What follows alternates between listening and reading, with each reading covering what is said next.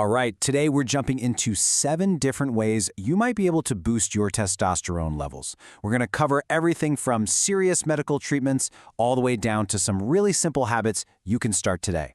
Let's get right into it. You know that feeling? Just tired, kind of low on energy, maybe stuck in a bit of a slump? Well, our source material points out that these feelings could actually be linked to your hormone levels, which brings us right to our main topic. So let's back up for a second. What even is testosterone, and why should you care about it? It's a pretty important piece of the puzzle, so let's get a clear definition. Okay, so testosterone is usually called the main male sex hormone, but honestly, it's vital for everybody. Think of it as the engine for a bunch of stuff. It helps regulate your sex drive, it's the foundation for strong muscles and bones, and it plays a huge role in your mood and just how much energy you have. So yeah, keeping those levels healthy is absolutely crucial for your overall well-being. First up, we're going to talk about the most direct approach, the medical route. Now, this path is really for diagnosed conditions and is something that always requires a doctor's guidance. So, method number 1 is a big one, testosterone replacement therapy. You'll often hear it called TRT. This is a pretty significant medical step. So what is TRT? Well, it's a prescription treatment, and it's specifically for a condition called hypogonadism. That's basically when the body just isn't making enough testosterone on its own. And it can be administered in a bunch of different ways. We're talking tablets, injections, gels, you name it, all with the goal of getting those hormone levels back into a normal range. And this really shows you the whole picture. I mean, the benefits look great, right? More energy, better mood, increased sex drive. But the risks are no joke. We're talking about things like blood clots and even infertility.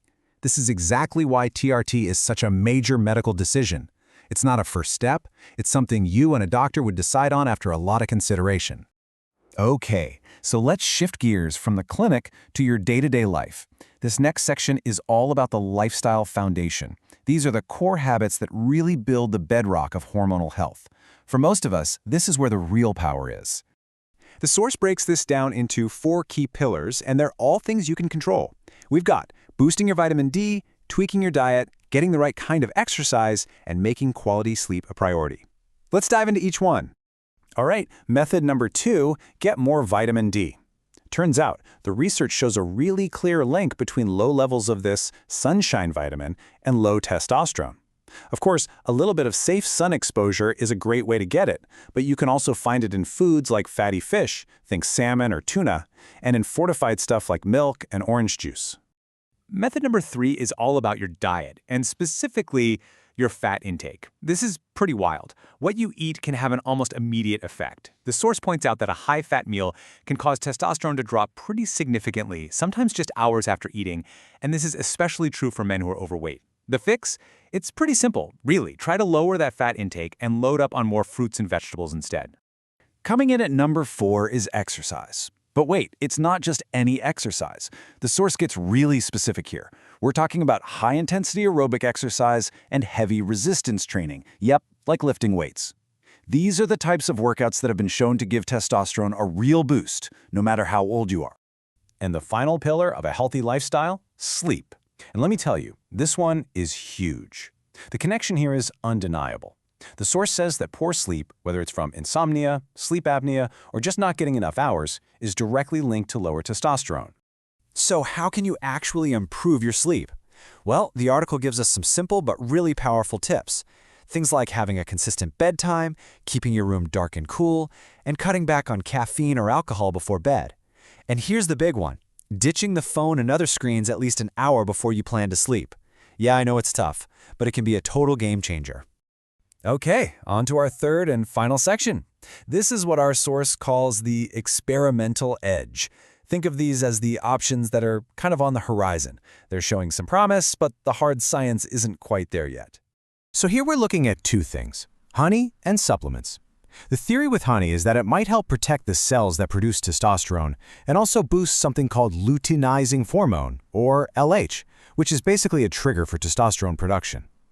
As for supplements, the source highlights 2 in particular, fenugreek and ashwagandha, which seem to have the most promising early results.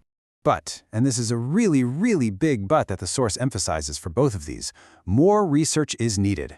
That's the key takeaway here. These are interesting ideas for sure, but they are not proven solutions just yet. And since the supplement world isn't very regulated, the source makes a very strong recommendation. You should always talk to a doctor before you start taking anything new. They're the only ones who can really look at your personal health and tell you if a supplement is safe and right for you.